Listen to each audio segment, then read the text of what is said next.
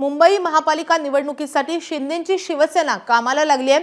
महापालिकेमध्ये आता उपमुख्यमंत्री शिंदेंचं पालकमंत्री कार्यालय असणार आहे। बीएमसी मधील मंगलप्रभात लोढांच्या कार्यालयाची जागा आता शिंदेंकडे आली आहे। पुढील आठवड्यापासून शिंदेंचं मनपातलं कार्यालय हे सुरू होणार आहे।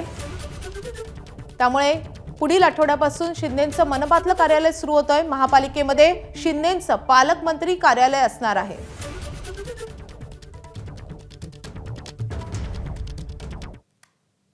दरम्यान या संदर्भात माजी महापौर किशोरी पेडणेकर यांनी काय प्रतिक्रिया दिली आहे आपण पाहूयात। जर मंगलप्रभात लोढांच्या गोदीमध्ये जाऊन एकनाथ शिंदेचे पदाधिकारी बसणार असतील तर आम्हाला काय ऑब्जेक्शन, कारण आता मंत्रालय ओस पडत चालले आणि महापालिकेमध्ये येऊन जबरदस्ती करून घुसतायत।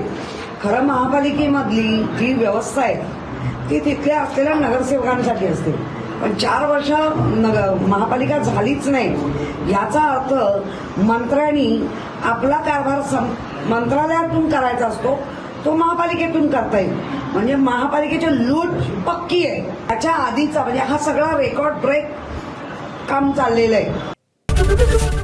एबीपी माझा, उघडा डोळे बघा नीट।